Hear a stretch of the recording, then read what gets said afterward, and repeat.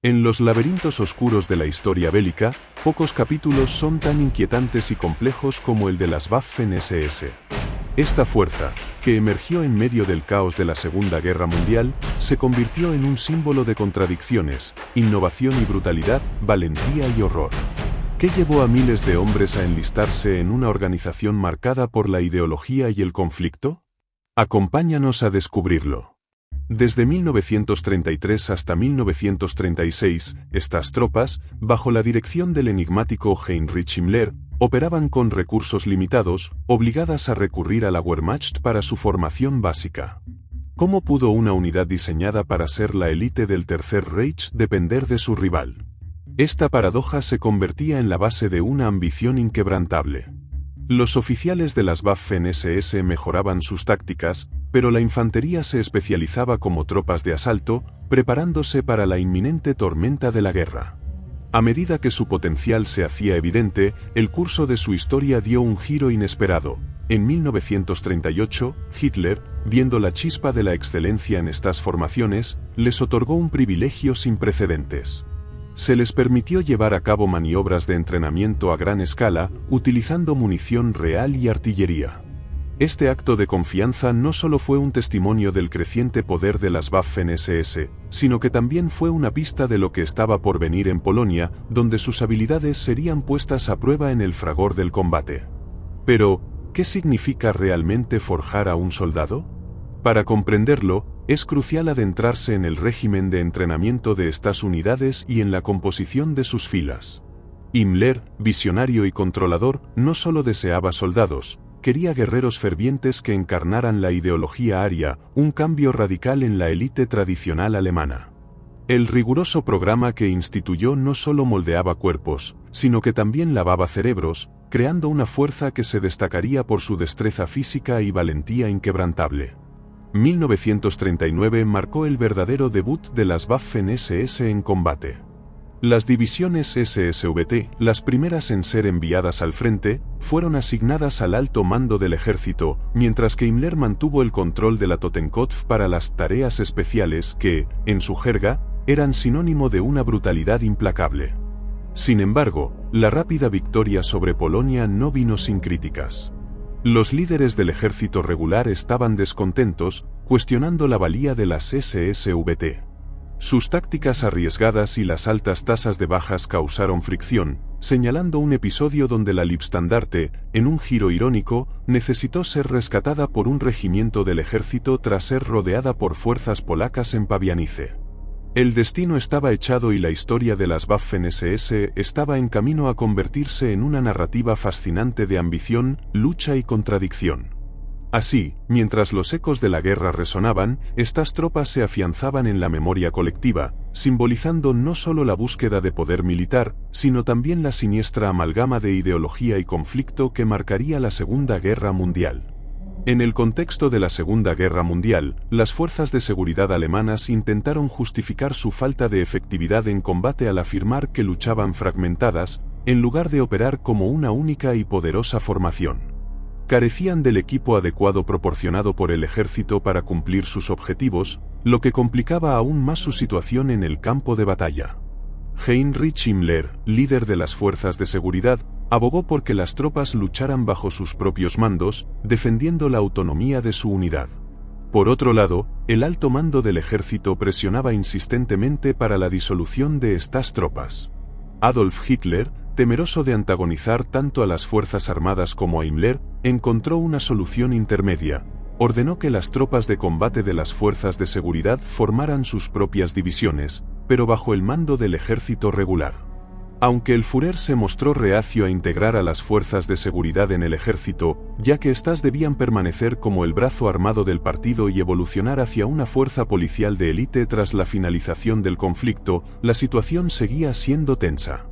En el mes de octubre del año 1939, los regimientos Alemania, Germania y el Führer fueron reorganizados para constituir la división de las fuerzas de seguridad de disposición. En este contexto, la Leibstandarte se mantuvo como una unidad independiente y experimentó un aumento en su fuerza, transformándose en un regimiento motorizado reforzado. Además, Hitler dio su visto bueno para la creación de dos nuevas divisiones, marcando así un cambio significativo en la estructura militar del Tercer Reich. Antes de continuar con esta historia, ¿sabías que hay una sociedad oculta que ha marcado el origen de todas las guerras de la humanidad y que aparte ha decidido quién será el ganador y el perdedor incluso antes de que empiecen? Si quieres saber más de lo que te estoy diciendo, ve al enlace de la biografía cuando termines este vídeo y descúbrelo. Ahora sí, continuemos con el vídeo. La historia de la división de las fuerzas de seguridad Totenkopf es un fascinante relato de ambición, expansión y las tensiones que moldearon el rostro del Tercer Reich. En un giro sorprendente, esta unidad, formada por elementos militarizados de las SS y miembros de la Policía Nacional, creció de 18.000 a más de 100.000 hombres en un abrir y cerrar de ojos, una transformación que hizo tambalear los planes del alto mando del ejército que había intentado disolverla. Fue un momento de efervescencia en el que la fuerza de las SS, antes considerada una mera sombra, empezó a alzarse como una poderosa organización militar. En marzo del año 1940, Adolf Hitler decidió dar un paso audaz al aprobar la creación de 4 batallones de artillería motorizada, uno para cada división, incluida la Leibstandarte. Sin embargo, el alto mando del ejército se mostró reticente a ceder armamento de su propio arsenal, lo que llevó a una entrega de material bélico que avanzaba a paso de tortuga. Así fue como, para la batalla de Francia, solo el batallón de la Leibstandarte logró alcanzar su capacidad plena, dejando a las otras unidades en desventaja. Entre los años 1940 y 1942, las Waffen-SS se destacaron como una fuerza altamente móvil dentro del aparato militar alemán. Estas tropas de élite, organizadas meticulosamente en divisiones de infantería motorizada, contaban con un variado arsenal, desde rifles y ametralladoras hasta artillería y vehículos blindados. Esta diversidad en su equipamiento les otorgaba una versatilidad y eficacia notables en el campo de batalla, convirtiéndolos en un rival formidable. La fama de las Waffen-SS se forjó en las duras y brutales condiciones del frente oriental durante los años cruciales de 1941 y 1942. Sus hazañas resonaron con fuerza, pues demostraron una extraordinaria resistencia y destreza en combate, capaces de mantener posiciones defensivas incluso frente a adversidades abrumadoras.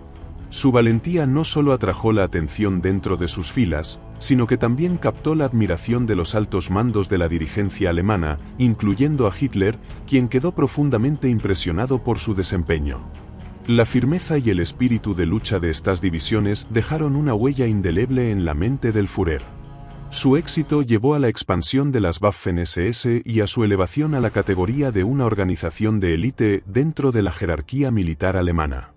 Este reconocimiento oficial no solo sirvió para aumentar su prestigio, sino que también les otorgó un papel crucial en el desarrollo de las operaciones militares del Tercer Reich, marcando un capítulo significativo en la historia de la guerra y el destino de Europa.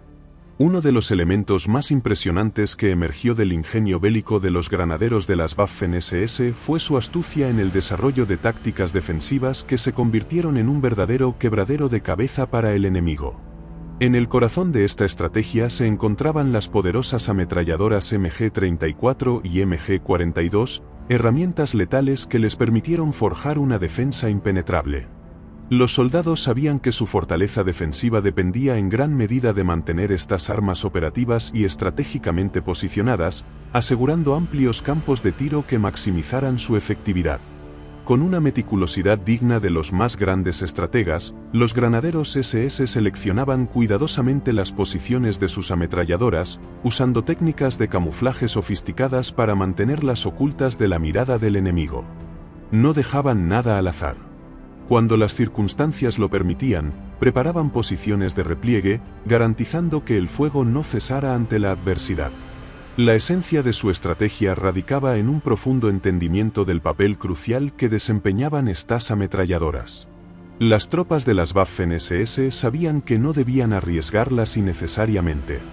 En caso de no poder detener un avance enemigo, los ametralladores retrocedían a posiciones ya preparadas, manteniendo la capacidad de seguir combatiendo antes de que las fuerzas adversarias se acercaran demasiado. Con solo unas pocas ametralladoras MG-42, bien posicionadas y con municiones adecuadas, lograban frenar a un regimiento entero de infantería durante horas, extendiendo su resistencia a lo largo de varios kilómetros de frente. Esta efectividad defensiva no solo les permitió sostenerse ante fuerzas que a menudo los superaban en número, sino que también cimentó la reputación de los granaderos SS como una fuerza formidable en el campo de batalla. Su destreza táctica, combinada con el poder de sus ametralladoras, transformó la defensa en un arte, convirtiéndolos en una pesadilla para los atacantes que se atrevían a cruzar su camino. En el juego de la guerra, cada disparo contaba, y los granaderos de las Waffen-SS lo sabían mejor que nadie. Reconociendo el papel crucial de las ametralladoras en el éxito defensivo, las tripulaciones alemanas eran seleccionadas con gran cuidado. En realidad, el escuadrón de granaderos de las Waffen-SS estaba estructurado principalmente para servir a su ametralladora. El primer artillero, conocido como Schütze I, típicamente el granadero más experimentado y condecorado del escuadrón, llevaba la responsabilidad de cargar el arma. Su compañero, Schütze II, se encargaba de alimentar los cinturones de munición, asegurando la eficiencia operativa mediante cambios periódicos de cañón y despejando atascos que pudieran ocurrir durante el combate. Generalmente, dos reclutas con menos experiencia se dedicaban únicamente a suministrar munición fresca para la ametralladora, mientras el resto del escuadrón tomaba posiciones en trincheras para cubrir todos los posibles accesos a la posición de la ametralladora. Esta organización proporcionaba una ventaja significativa, permitiendo que los escuadrones de infantería alemanes soportaran fuertes bajas, hasta 2/3 de su fuerza, y aún así siguieran siendo efectivos mientras la ametralladora permaneciera operativa. Con solo un artillero, un cargador y un portador de municiones, el escuadrón podía mantener casi el mismo volumen de fuego que un escuadrón completo, lo que explicaba por qué las unidades de infantería SS a menudo continuaban resistiendo incluso después de sufrir pérdidas que habrían incapacitado a las unidades de infantería aliadas. Un ejemplo vívido del poder defensivo de la MG-42 ocurrió al suroeste de Caen, a lo largo del río Odón, el 28 de junio de 1944. La sexta compañía del primer regimiento de granaderos Panzer SS de la primera división Panzer SS Leibstandarte, liderada por el SS Schütze Erich Gustl, enfrentó el asalto de todo un batallón británico. A pesar de sufrir heridas, incluida una bala que lo cegó en un ojo, Gustl se negó a abandonar su ametralladora. Su incesante ráfaga de fuego detuvo efectivamente el avance británico, inmovilizando a todo el batallón atacante. Incluso después de recibir más heridas por esquirlas, que dañaron su otro ojo, Gustl se mantuvo firme en su puesto, continuando el fuego contra el enemigo. Sus acciones valientes obligaron a las fuerzas británicas a retroceder a sus posiciones iniciales. Por sus acciones, Gustl fue mencionado en los despachos y se le otorgó la Cruz de Caballero, siendo descrito como un héroe de acción más que de palabras, encarnando el valor sin exageración ni melodrama. La MG-34 también emergió como un arma ofensiva poderosa, ejemplificada por las acciones del SS Scharführer Johann Fedler el 21 de abril de 1942, durante su servicio con la división Totenkopf de Miansk, en el sector central del Frente Oriental. En una situación desesperada donde su compañía enfrentaba fuerzas soviéticas abrumadoras y una destrucción inminente, Fedler mostró una acción y una iniciativa extraordinarias. A pesar de estar frente a números superiores del enemigo, avanzó sin temor, empuñando su MG-34 en su modalidad ligera. Sin desanimarse por la intensa lluvia de fuego enemigo y a pesar de sufrir heridas, Fedler continuó su avance y lanzó un audaz asalto sobre las trincheras soviéticas. Su carga en solitario resultó en la captura de 39 prisioneros, junto con 5 ametralladoras enemigas y un cañón antitanque. La determinación y valentía excepcionales de Fedler bajo fuego le valieron la prestigiosa Cruz de Caballero, una distinción que resaltó su valor notable frente a la adversidad. Durante el transcurso de la guerra, las Waffen-SS utilizaron extensivamente morteros, superando en este aspecto a sus adversarios. Esta dependencia en los morteros creció a medida que el conflicto avanzaba, debido a varios factores. En primer lugar, los morteros eran rentables y relativamente simples de fabricar, lo que los hacía fácilmente disponibles para su despliegue. Además, su movilidad y facilidad de camuflaje los hacían menos susceptibles a los ataques aéreos en comparación con la artillería o los cañones de infantería, especialmente a medida que la superioridad aérea aliada se fortalecía en las etapas finales de la guerra. La disponibilidad y efectividad de los morteros incrementó significativamente la potencia de fuego defensiva proporcionada por las ametralladoras alemanas.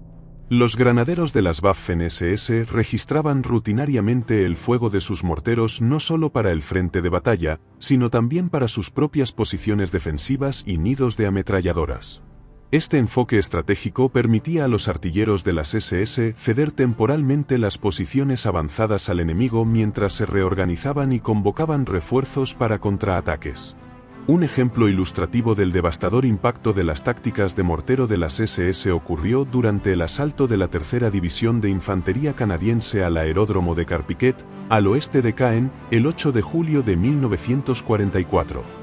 Los defensores del 26º Regimiento de Granaderos Panzer SS de la 12ª División Panzer SS Hitlerjugend habían registrado meticulosamente el fuego de sus morteros tanto en el frente de batalla como en su línea de puestos avanzados. Cuando la infantería canadiense avanzó detrás de una masiva barrera de artillería, suprimiendo temporalmente el fuego de las ametralladoras defensivas alemanas, la precisión de los morteros de las SS se hizo sentir con fuerza. Las tripulaciones de morteros de las SS mantuvieron su fuego hasta que la artillería canadiense cesó. Posteriormente, desataron una intensa ráfaga de morteros, generando confusión entre los fusileros canadienses, quienes erróneamente creyeron que su propia artillería había fallado en el alcance. El caos causado por el fuego de mortero de las SS desorganizó al batallón canadiense a tal punto que no pudo participar efectivamente en el ataque. Como resultado, todo el cronograma canadiense se descompuso, prolongando la batalla para los defensores de la juventud hitleriana. A pesar de las fuerzas canadienses superiores, se requirió todo el día para desalojarlos del pueblo, mientras el aeródromo finalmente permanecía bajo su control. Esta batalla muestra el papel fundamental de los morteros en las tácticas defensivas empleadas por las Waffen-SS, contribuyendo significativamente a su efectividad en combate. Durante la guerra, las Waffen-SS hicieron un uso extensivo de una variedad de morteros capturados. Entre los modelos extranjeros más comúnmente empleados se encontraban variaciones del mortero Stokes-Brandt, el cual era el principal mortero en Europa al comienzo del conflicto. Originalmente desarrollado y ampliamente utilizado por el ejército francés, con más de 8.000 unidades desplegadas en 1940, estos morteros también fueron capturados por los alemanes de diversos países como Austria, Polonia, Holanda, Dinamarca y Yugoslavia. Estos morteros capturados eran frecuentemente utilizados en lugar de los morteros medianos alemanes y servían principalmente en unidades de guarnición y de entrenamiento de las SS. Por ejemplo, el regimiento SS Landstorm Nederland contaba con aproximadamente morteros Granatwerfer, versiones construidas bajo licencia danesa del mortero Stokes. Además, el regimiento poseía 3 morteros franceses modelo 1935, designados en el servicio alemán como el Granatwerfer. Aunque en cantidades limitadas, estos morteros franceses también llegaron a ser utilizados en servicio por las SS, diversificando aún más la gama de armamento capturado empleado por las Waffen-SS. El desarrollo de lanzacohetes multicañón ejemplifica la dinámica competitiva entre las Waffen-SS y el ejército alemán durante la Segunda Guerra Mundial. A pesar de la resistencia de la rama de artillería del ejército contra los esfuerzos de las Waffen-SS para adquirir lanzacohetes, las SS persistieron y eventualmente crearon su propio sistema de cohetes estabilizados por aletas como un rival de las unidades Nebelwerfer del ejército. En 1941, durante las primeras etapas de la guerra en el frente oriental, las tropas de las SS encontraron el lanzacohete soviético RS-82 Katyusha. Impresionadas por sus capacidades, las SS capturaron varias unidades Katyusha intactas y las transportaron a Alemania para su análisis.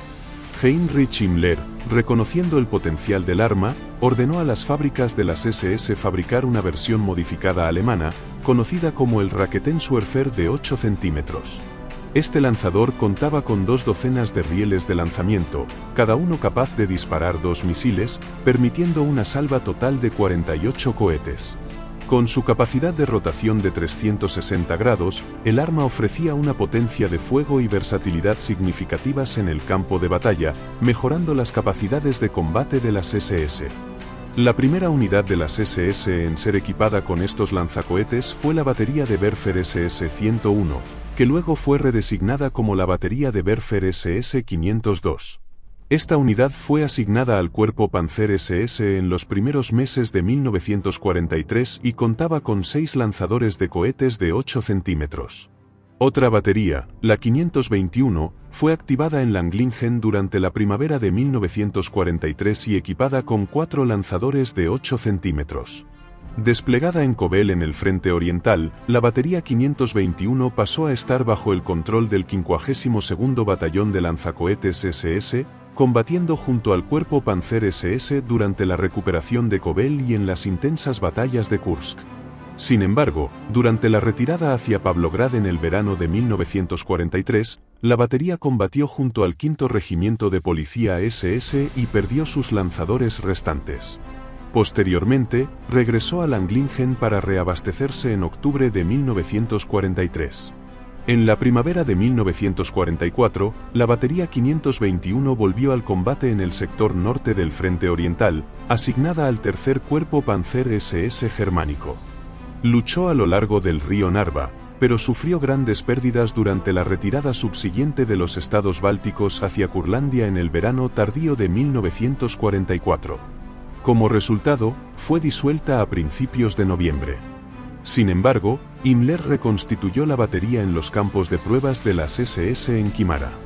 En enero de 1945 y, al mes siguiente, la unidad combatió en el frente del Oder junto al 56º Batallón de Lanzacohetes de las SS, siendo esta la última unidad de lanzacohetes de las SS en formarse. Participó en la encarnizada retirada hacia Berlín durante abril de 1945, pero la batería se desintegró en medio del colapso final de las fuerzas alemanas en el frente oriental, en las últimas 2 semanas de la guerra. Además, las Waffen-SS emplearon cañones de infantería, una innovación surgida en el periodo de entreguerras. Estas armas de apoyo ligeras y móviles eran operadas por infantería y proporcionaban fuego de apoyo inmediato y cercano, más allá del alcance de los morteros cuando los granaderos lo requerían. Los cañones de infantería jugaron un rol crucial en brindar a los granaderos de las Waffen-SS un apoyo ofensivo y defensivo esencial, especialmente en situaciones donde el apoyo de artillería era limitado, como a menudo ocurría en el escasamente defendido frente oriental. Típicamente, los artilleros de las Waffen-SS ubicaban sus cañones de infantería en la retaguardia de sus posiciones defensivas principales, conocidas como la Hauptkampflinie, y coordinaban su fuego con morteros desplegados en posiciones más adelantadas. Este fue el escenario al que se enfrentó el 26º Regimiento Panzergrenadier de las SS de la 12ª División Panzer Hitlerjugend el 7 de junio de 1944, durante su avance para repeler los desembarcos aliados del día de cada uno de sus 3 batallones fue reforzado con un pelotón de 2 cañones de infantería pesada. Al llegar a la abadía de Ardenas, al oeste de Caen, las fuerzas de exploración de la división observaron el avance de la infantería canadiense del Regimiento de Fusileros Regina junto con tanques Sherman del 27º Regimiento Blindado Canadiense. Sin esperar refuerzos o apoyo de artillería, los Panzergrenadier de las SS lanzaron un contraataque directo desde sus puntos de reunión, confiando en la sorpresa, la audacia y el fuego de cobertura proporcionado por sus cañones de infantería de 15 centímetros. Estos cañones jugaron un rol clave en respaldar el contraataque de las SS, que desbordó a la vanguardia canadiense, forzándola a retirarse. Los cañones de infantería también ayudaron a suprimir el fuego de mortero defensivo que los canadienses llamaron para cubrir su retirada. Finalmente, se necesitó el poder de fuego combinado de todas las piezas de artillería anglo-canadiense en la costa, junto con los cañones de la Armada de Invasión Aliada, para detener el empuje blindado de las SS. Este enfrentamiento demuestra el papel fundamental de los cañones de infantería en el apoyo de las operaciones de las Waffen-SS y su eficacia en contribuir a contraataques exitosos en el campo de batalla.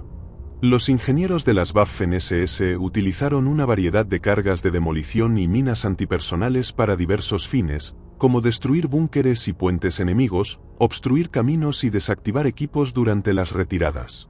Una de las cargas de demolición más utilizadas en operaciones ofensivas fue la Stangenladung, también conocida como carga de asta, que consistía en fijar cargas explosivas a un asta y colocarlas en las aberturas de los búnkeres enemigos antes de detonarlas. Las cargas de detonación huecas también se usaban contra obstáculos de acero y concreto. Las minas, por otro lado, servían como armas defensivas y fueron ampliamente utilizadas por todos los combatientes durante la Segunda Guerra Mundial, siendo Alemania uno de los mayores usuarios. Las minas generalmente se clasificaban en dos categorías: dispositivos antitanque y la variante más común, las minas antipersonales. Estas últimas eran más pequeñas y ligeras, conteniendo explosivos de fragmentación diseñados para infligir el máximo daño a los humanos dentro del rango de explosión. Estas minas se colocaban estratégicamente para disuadir el avance de la infantería enemiga e infligir bajas durante su avance. En 1942, a medida que las Waffen-SS continuaban su expansión, se produjo un desarrollo significativo con el establecimiento de una nueva división en marzo.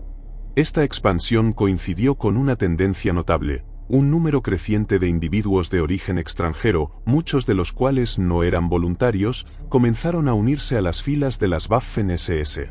Este influjo de reclutas marcó un cambio en la composición de las unidades de las SS. Un ejemplo notable de este fenómeno fue la formación de la séptima división de montaña de voluntarios SS, Prinz Eugen. Esta división reclutó a su personal principalmente de los Volksdeutsche, alemanes étnicos que residían en regiones fuera de las fronteras de Alemania.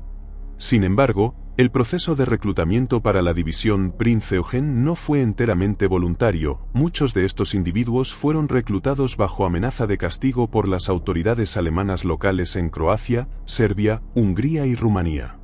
A pesar de sus diversos orígenes, estos individuos fueron reunidos y utilizados para operaciones antipartisanas en los Balcanes, mostrando los variados roles asumidos por las Waffen-SS durante la guerra. Además, la expansión de las Waffen-SS no se limitó a la división Prinz Eugen. Paralelamente, se formó otra división que aprovechó la brigada de caballería SS existente como base. Esta iniciativa resultó en el establecimiento de la octava división de caballería SS Florian Jaeger, fortaleciendo aún más las fuerzas de las SS con unidades de caballería especializadas. Estos acontecimientos reflejan la naturaleza cambiante de las Waffen-SS durante este periodo, mientras buscaban adaptarse a las circunstancias y expandir sus capacidades mediante la incorporación de personal de diversos orígenes y la creación de divisiones especializadas para cumplir sus objetivos operacionales. A medida que estuvieron disponibles cañones antitanque más pesados entre 1941 y 1943, las Waffen-SS reasignaron gradualmente sus cañones PaK-35-36 restantes a unidades de entrenamiento y seguridad de voluntarios extranjeros. Estos cañones continuaron en servicio, aunque en número decreciente, hasta el final de la guerra. Por ejemplo, en junio de 1944, las fuerzas de guarnición de las SS en los Países Bajos estaban equipadas con 35 cañones antitanque PaK-35-36.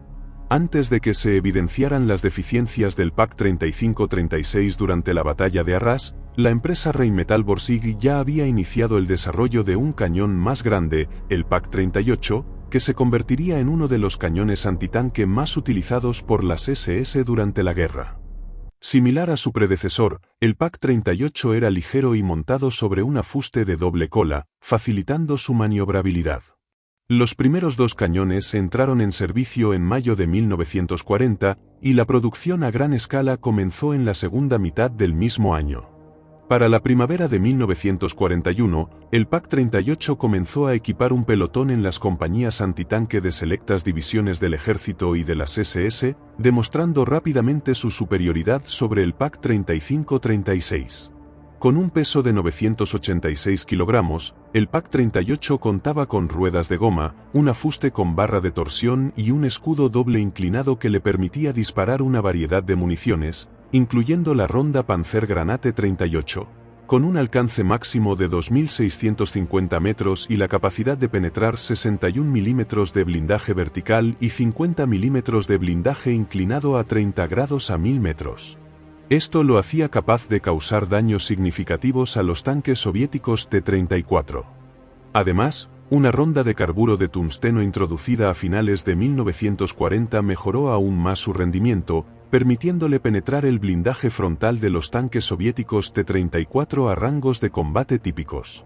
Un ejemplo ilustrativo del combate entre tanques y antitanques ocurrió el 8 de agosto de 1944, cerca de Saint-Sylvain, en Normandía, durante el inicio de la ofensiva canadiense conocida como Operación Tourtelais.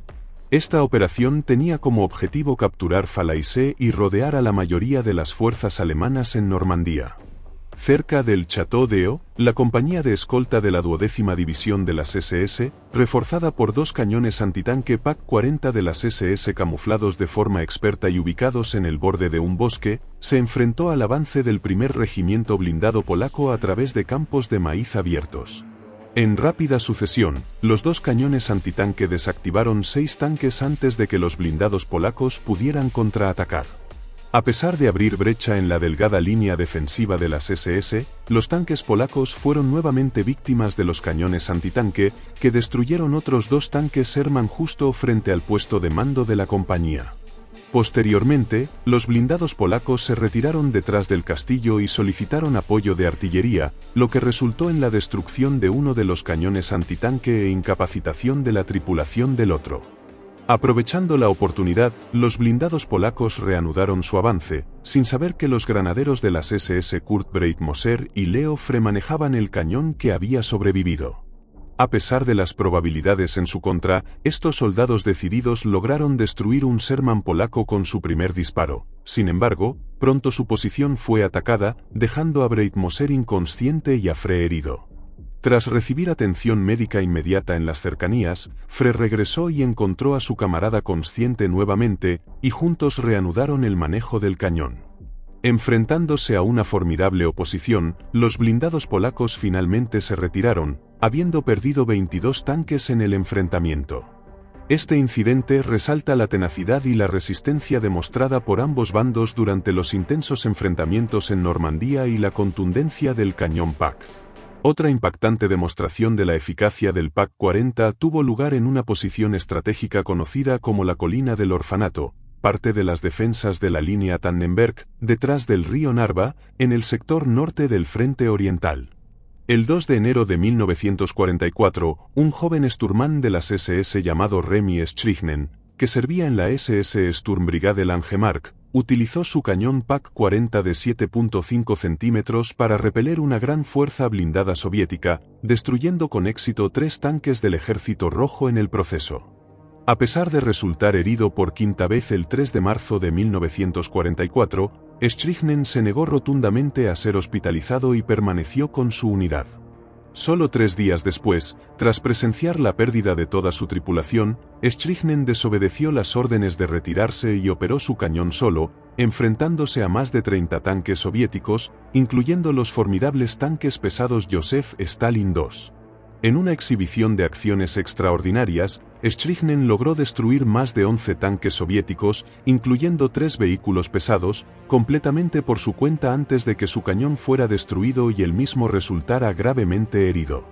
Tras un contraataque alemán, Strichnen fue encontrado herido, pero vivo, y recibió merecidamente la Cruz de Caballero por su excepcional valentía y heroísmo ante fuerzas enemigas abrumadoras. A inicios de 1941, las Waffen-SS recibieron su primera unidad de flak pesado cuando la sexta batería del Regimiento de Artillería SS Leibstandarte fue equipada con 3 cañones pesados antiaéreos flak 18 de 8,8 centímetros. Durante la campaña alemana en Grecia, uno de estos cañones hizo historia al destruir un tanque británico a una distancia superior a los 6.000 metros, estableciendo un nuevo récord para la destrucción de tanques. Este logro subrayó las impresionantes capacidades antitanque de la arma, impulsando a las tropas SS a solicitar más Flak 88. En mayo de 1941, una segunda batería pesada fue asignada a la división Das Reich, seguida por una tercera en agosto de 1941. A lo largo de 1942, las divisiones principales de las SS establecieron batallones antiaéreos de 4 o 5 baterías, cada uno con 2 o 3 baterías pesadas. Nuevos batallones fueron añadidos a divisiones como Totenkopf, SS Polizei y Florian Jeher en el mismo año.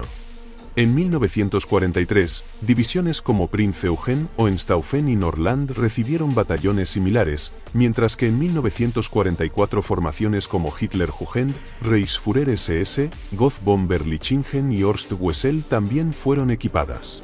Los artilleros antiaéreos de élite de las SS tenían la tarea de proteger las residencias y cuarteles de verano de Hitler en Obersalzberg, en la frontera bávara-austriaca.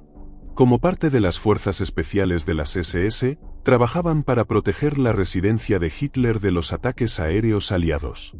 En abril de 1945, esta unidad fue reorganizada para combate terrestre como un batallón de montaña, jugando un papel crucial en el plan de Hitler para establecer el mítico reducto alpino conocido como la Fortaleza de los Alpes. Uno de los artilleros de flak de las SS más condecorados durante la guerra fue el Untersturmführer Heinrich Gökeritz, un observador adelantado del 17º Batallón de Flak SS Großbomberlichingen. En diciembre de 1944, estacionado en Alzingen, cerca de la frontera occidental del Reich, Gökeritz fue testigo de cómo una fuerza blindada estadounidense rompía las líneas del frente de la división y avanzaba hacia su puesto de observación. Sin medios para oponerse a los tanques, Gökeritz, con audacia, llamó el fuego de su batallón sobre su propia posición con el comando «Fuego en el ermitaño». Este acto detuvo el avance enemigo, y por su valentía, Gökeritz fue condecorado con la Cruz de Caballero, convirtiéndose en uno de los 3 artilleros de flak que recibieron este honor. En 1943, las Waffen-SS experimentaron una expansión significativa. En febrero se establecieron la 9ª División Panzer SS Hohenstaufen y su contraparte, la 10ª División Panzer SS Frundsberg, en Francia. Siguiéndoles, en julio, fue creada la 11ª División de Granaderos Panzer Voluntarios SS Nordland, compuesta por voluntarios noruegos y daneses. En septiembre se fundó la 12ª División Panzer SS Hitlerjugend, formada por voluntarios de las juventudes hitlerianas. Himmler y Berger persuadieron con éxito a Hitler para establecer una división musulmana bosnia, resultando en la creación de la 13ª División de Montaña de las Waffen-SS Handschar, la primera división no germánica que combatió a los partisanos yugoslavos de Josip Broz Tito. Posteriormente, la 14ª División de Granaderos de las Waffen-SS, Primera Galicia, fue formada con voluntarios de Galicia en Ucrania Occidental. En 1943, la 15ª División de Granaderos de las Waffen-SS, Primera Letona, fue creada utilizando el servicio militar obligatorio en Ostland. El año concluyó con el establecimiento de la 16ª División de Granaderos Panzer SS Reichsführer SS, formada a partir de la Brigada Sturm Reichsführer SS como unidad central. A finales del año, las Waffen-SS habían pasado de 8 divisiones y varias brigadas a 16 divisiones. Sin embargo, para 1943, las Waffen-SS ya no podían mantener su estatus como una fuerza de combate de élite. El reclutamiento y la conscripción se enfocaron más en la expansión numérica que en mantener la calidad. Muchas de las unidades extranjeras solo eran aptas para tareas de retaguardia y la mayoría de ellas no resultaron ser muy efectivas, lo que deterioró la reputación de combate de las SS. Uno de los éxitos más notables de las Waffen-SS fue su uso de vehículos blindados, también conocidos como semiorugas. En septiembre de 1939, cada uno de los 4 regimientos de infantería motorizada de las SS fue equipado con un pelotón de coches blindados que incluía 8 vehículos ligeros blindados SDKFZ 221 y 222. Estos vehículos pertenecían a una serie de blindados ligeros de 4 ruedas, entre ellos los modelos SDKFZ 221, 222 y 223, diferenciados por variaciones en peso, armamento y construcción de torreta. La estrategia de las Waffen-SS para el reconocimiento abarcaba un enfoque amplio que iba desde la recolección de inteligencia hasta la participación en operaciones de combate. A diferencia de sus contrapartes angloamericanas, quienes dependían de diversas fuentes de inteligencia, los alemanes ponían un énfasis considerable en la inteligencia obtenida directamente en el campo de batalla y estaban dispuestos a participar en combates para obtener información. Como resultado, los batallones de reconocimiento blindado de las Waffen-SS estaban bien equipados con coches blindados y vehículos semioruga. Estas unidades adoptaron el principio de que la audacia y la velocidad, combinadas con un entrenamiento superior, tácticas y moral, junto con la superioridad aérea alemana, podían compensar las limitaciones en potencia de fuego y protección. Este enfoque permitía que los coches blindados de las SS recopilaran inteligencia valiosa en el campo de batalla. Además de su audacia y determinación, las unidades de reconocimiento blindado de las Waffen-SS se caracterizaban por su velocidad y valentía. Creían que estas cualidades, junto con su entrenamiento superior, tácticas y moral, junto con la superioridad aérea alemana, podían compensar cualquier deficiencia en potencia de fuego y protección. Esta mentalidad los capacitaba para emprender misiones atrevidas en las profundidades de las líneas enemigas, resultando a menudo en la obtención de inteligencia valiosa para sus respectivas divisiones. Estas acciones audaces no se limitaron a un solo enfrentamiento. A lo largo de la guerra, las unidades de reconocimiento blindado de las Waffen-SS demostraron constantemente su disposición a empujar los límites de las tácticas de reconocimiento convencionales. Su capacidad para operar de manera agresiva frente a la oposición enemiga les permitía reunir información crucial sobre los movimientos, posiciones e intenciones del enemigo, contribuyendo significativamente al éxito de las operaciones de las SS en diversos frentes. Además, el éxito de estas unidades dependía no solo de la valentía de los soldados individuales, sino también de su cohesión en equipo y planificación meticulosa. Cada misión requería una cuidadosa coordinación entre patrullas de reconocimiento, elementos de apoyo y estructuras de mando para garantizar el logro de los objetivos minimizando los riesgos para el personal y el equipo. A pesar de enfrentar desafíos formidables y de operar frecuentemente en territorio hostil, las unidades de reconocimiento blindado de las Waffen-SS se mantenían firmes en su búsqueda de inteligencia en el campo de batalla. Los batallones de reconocimiento blindado jugaron un papel crucial en liderar las ofensivas de las Waffen-SS con una audacia notable. En septiembre de 1943, por ejemplo, la primera compañía de coches blindados del batallón de reconocimiento blindado SS Das Reich emprendió una misión para investigar una posible concentración de blindados soviéticos en un pueblo que flanqueaba a la división. Liderada por el SS Unterscharführer Alfred Zing, el pelotón pesado de la compañía, equipado con 6 vehículos semioruga de 8 ruedas, entró en el pueblo con valentía a pesar de la presencia de blindados soviéticos. Para sorpresa de los desprevenidos soviéticos, la patrulla de Zing cruzó el pueblo a toda velocidad, pasando a escasos metros de numerosos tanques T-34 estacionados cerca de la plaza del pueblo. Desconcertadas por la maniobra audaz de Zing, las tropas soviéticas reaccionaron lentamente. Para cuando lograron regresar a sus tanques, encender los motores y apuntar sus armas, solo alcanzaron a ver el polvo levantado por los coches blindados alemanes al salir ilesos del pueblo. El reconocimiento de Zing proporcionó inteligencia vital sobre la fuerza de los tanques soviéticos, permitiendo que la división ajustara sus defensas y repeliera exitosamente el posterior ataque soviético.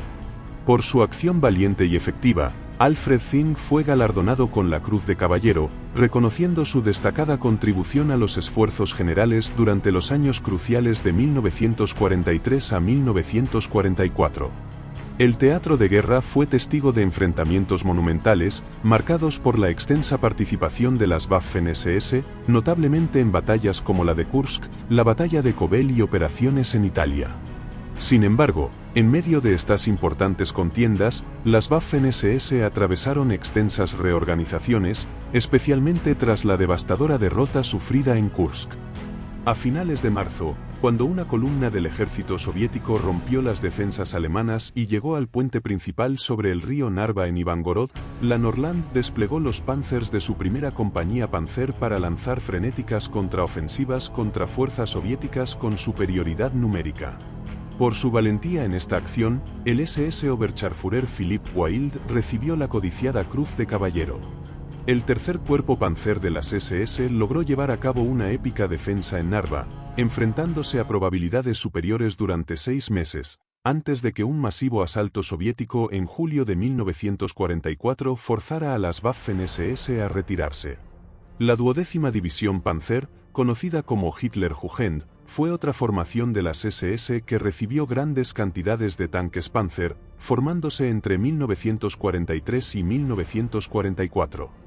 El Hitlerjugend fue la 7ª y última división acorazada de las Waffen-SS levantada durante la guerra, compuesta principalmente por jóvenes de 17 y 18 años de la juventud hitleriana, a menudo referidos como los soldados de caramelo debido a su corta edad. La división también incluía un contingente de veteranos suboficiales de la división Leibstandarte. El 12º Regimiento Panzer de la división seguía el formato estándar de un batallón equipado con Panzers y otro con Panzer IV. Para el día D, el 6 de junio de 1944, el Hitlerjugend desplegó 81 Panzers, siendo la mayoría vehículos modelo G.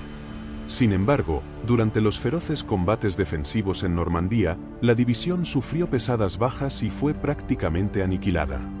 A pesar de su falta de experiencia, los jóvenes soldados del Hitlerjugend lucharon con ferviente entusiasmo y brutalidad. En un incidente notable, 60 soldados de la división resistieron en las ruinas de Falaise durante 3 días contra fuerzas aliadas con una clara superioridad. No obstante, las tropas jóvenes de la división también cometieron varias atrocidades, incluida la ejecución despiadada de al menos 41 prisioneros canadienses desarmados en las primeras semanas de la invasión.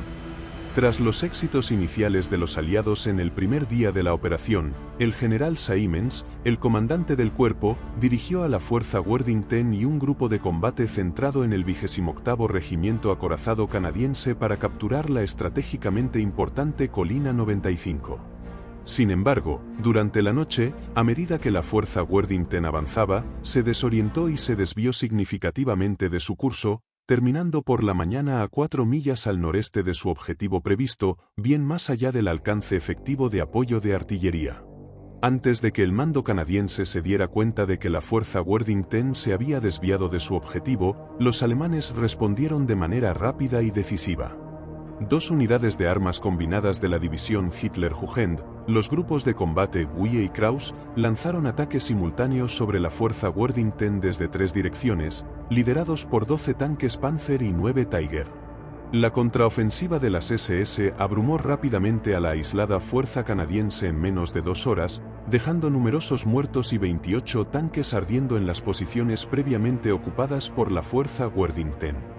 Durante la contraofensiva de las Ardenas, las Waffen-SS emplearon una astuta improvisación de campo utilizando los tanques Panzer bajo el mando del SS Standartenführer Otto Skorzeny, un experto en operaciones especiales conocido por sus audaces hazañas.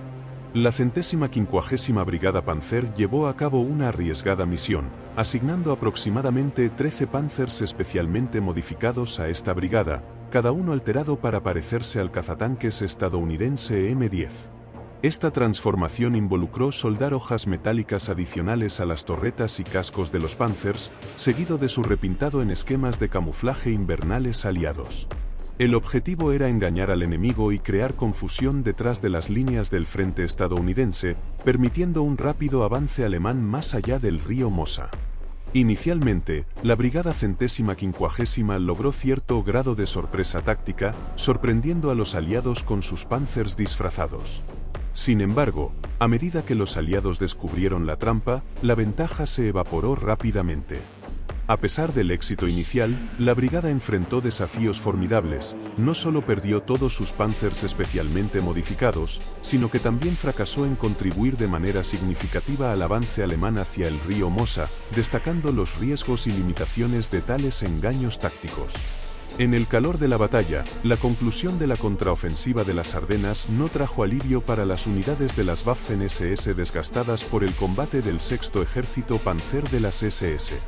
Tras un breve respiro y la recepción de nuevos Panzers, Hitler dirigió al 6º Ejército Panzer de las SS hacia Hungría para participar en la ofensiva de despertar de primavera, que comenzó el 10 de febrero de 1945. Por ejemplo, la división Hitlerjugend recibió 16 nuevos tanques Panzer modelo G, aumentando su fuerza a 44 Panzer V, participando en 4 semanas de combates amargos y, en última instancia, fútiles contra fuerzas soviéticas abrumadoras en Hungría. La división sufrió grandes pérdidas, con 35 Panzers destruidos, dejando solo 9 tanques Panzer V operativos. El arma principal de las unidades Panzer de las Waffen-SS hasta el final de la guerra fue, sin duda, el tanque Panzer. Por lo tanto, era apropiado que pequeños grupos de Panzers de la 11ª División Voluntaria de Granaderos Acorazados de las SS, Nordland, participaran en la última y desesperada defensa de Berlín en abril de 1945. En una de las últimas acciones que involucraron a los Panzers durante la guerra, los 2 tanques finales de la división lideraron el intento de la guarnición de Berlín, que estaba cercada, para romper el cerco soviético el 2 de mayo de 1945. Aunque ambos Panzers fueron destruidos en el esfuerzo, jugaron un papel crucial al crear una pequeña brecha en el cerco soviético, lo que permitió a varios cientos de soldados de la guarnición luchar para salir hacia el oeste y rendirse a los estadounidenses. Tras la fallida ofensiva en Hungría, las unidades de las Waffen-SS enfrentaron circunstancias cada vez más graves a medida que la guerra se acercaba a su fin. A pesar de su valentía y tenacidad, se encontraron ante fuerzas aliadas abrumadoras y recursos en disminución. Los tanques Panzer, que una vez fueron símbolos formidables del poder acorazado alemán, se convirtieron en artículos escasos. Sin embargo, continuaron siendo la columna vertebral de las unidades Panzer de las SS mientras el conflicto alcanzaba su clímax. Las Waffen-SS se hallaron atrincheradas en el corazón del Tercer Reich en la desesperada defensa final de Berlín, donde los Panzers de las SS, junto con otros blindados alemanes, enfrentaron asaltos implacables de las fuerzas soviéticas en avance. Las divisiones que una vez fueron poderosas ahora eran meras sombras de lo que fueron, luchando con ferocidad pero en vano contra la abrumadora marea del avance del Ejército Rojo.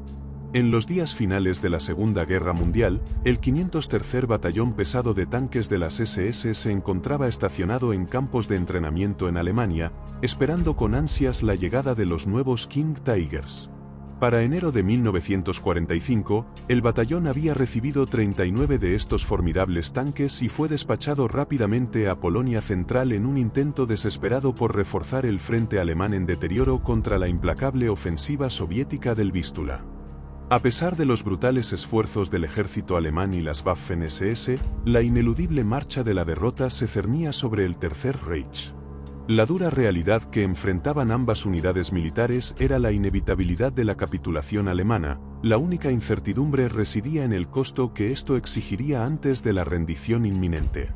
Comprometidos en un combate defensivo desesperado a lo largo de las fronteras del Reich, el 503 Batallón Pesado de Tanques se enfrentó a probabilidades abrumadoras.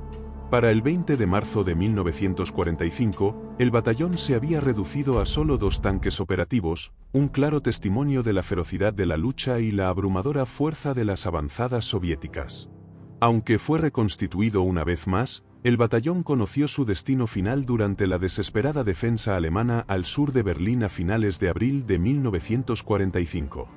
El 22 de marzo de 1945 marcó otro momento clave cuando Hitler comprometió la última reserva de King Tigers, el 502 Batallón de las SS con 31 tanques, para combatir en Bohemia. Esta medida desesperada tenía como objetivo reforzar los esfuerzos alemanes para repeler el inminente asalto soviético sobre el Reich. Sin embargo, a pesar de la valentía y resistencia del 502 Batallón de las SS y sus batallones hermanas, los King Tigers no lograron detener el avance inexorable del Ejército Rojo. Durante el tumultuoso periodo de 1945, la infame Brigada de Ranger, también conocida como la SS Sturmbrigade de Ranger, encontró su fin en Alemania. Compuesta predominantemente por criminales y personas con problemas mentales, esta división fue notoria por su extrema brutalidad, lo que llevó incluso al alto mando de las Waffen-SS a instar a la moderación. Esta brutalidad surgió de la desesperada necesidad de mano de obra, lo que llevó a la inclusión de individuos con problemas mentales y criminales que desataron el caos sobre las poblaciones civiles. En febrero de 1945, se estaban realizando planes para expandir la brigada en una división, pero fue redirigida hacia el norte, a la línea Oder, para contrarrestar el avance soviético. Renombrada como la 36ª División de Granaderos de las SS el 14 de febrero de 1945, estaba compuesta por aproximadamente 4.000 hombres con unidades adicionales del ejército adjuntas. A pesar de los esfuerzos por resistir, la división fue finalmente empujada hacia el noreste por la última ofensiva soviética que comenzó el 16 de abril de 1945. Esta división mataría a miles de personas inocentes un año antes en Polonia. Algunas cosas son tan gráficas que no puedo siquiera mencionarlas aquí. Pero bueno, el 17 de abril, Derawange, el líder de la división, sufrió graves heridas por 12ª vez y fue evacuado de las líneas del frente. En su ausencia, Esmedes asumió el mando, pero la deserción aumentó. Para el 25 de abril, los intentos de reorganizar la división revelaron su casi colapso. Posteriormente, el 28 de abril de 1945, el comandante de la 73 Regiment de Granaderos de las SS, Evald Dallas, fue ejecutado por sus propios hombres bajo cargos de corrupción. Para el 1 de mayo de 1945, la unidad restante fue diezmada por las fuerzas soviéticas en el bolsillo de Alba, con solo un pequeño grupo logrando evadir la captura y retirarse hacia las líneas del ejército estadounidense en el río Elba. Esmedes y su Estado Mayor se rindieron a los estadounidenses el 3 de mayo, aproximadamente 700 hombres de la división sobrevivieron a la guerra. En junio de 1945, Danger fue detenido por fuerzas francesas en Alemania y encontró su fin en custodia el 8 de junio, supuestamente debido a ser agredido por soldados polacos en Alzhausen. A medida que las últimas fases de la guerra se desarrollaban, el alto mando alemán se encontró en una situación desesperada.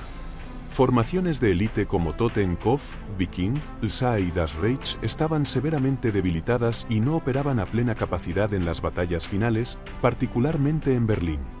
La situación se volvió tan desesperada que el mando tuvo que depender de formaciones multinacionales de las SS, como las francesas y letonas, para defender la ciudad de Berlín a toda costa.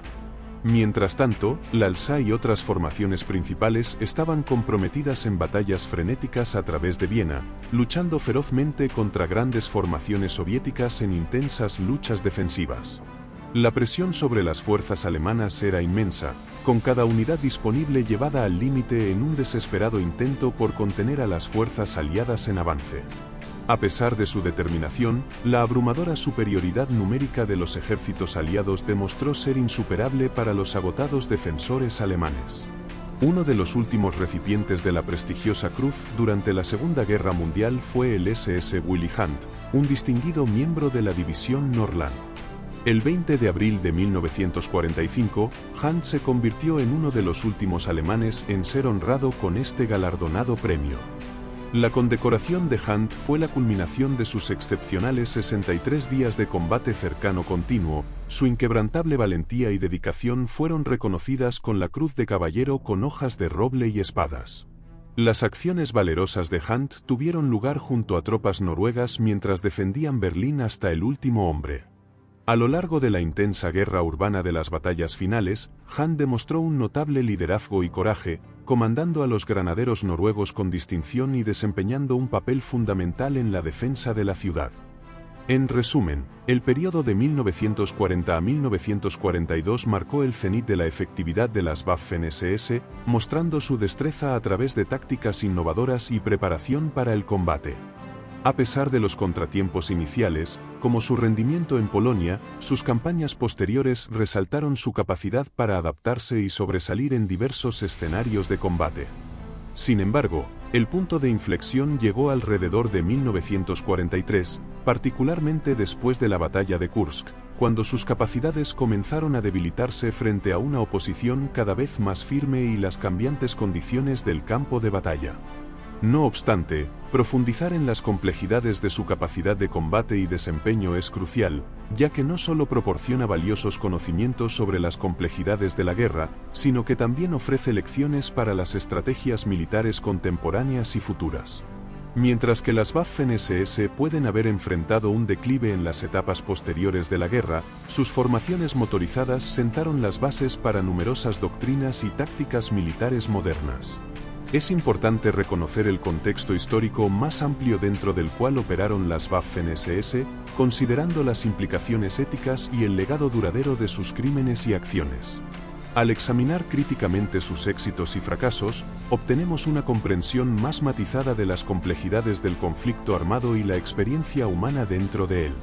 En esencia, aunque el rendimiento de las Waffen-SS pudo haber variado a lo largo del tiempo, su impacto en la historia militar es innegable. A medida que continuamos estudiando y analizando sus contribuciones, descubrimos valiosas lecciones que resuenan mucho más allá de los confines de la Segunda Guerra Mundial, moldeando el futuro de la guerra y el pensamiento estratégico a nivel mundial. Este vídeo está bien si quieres aprender sobre las Waffen-SS. Pero si te gustaría conocer la verdad poco conocida acerca de las guerras mundiales, saber por qué todo lo que nos han dicho sobre Alemania, Hitler y los Estados Unidos es mentira y aparte también, saber por qué estamos cerca de una tercera guerra mundial, ve al enlace de la bio y descúbrelo. No olvides suscribirte al canal, dar like al vídeo y activar la campana de notificaciones para que no te pierdas nuestra próxima historia.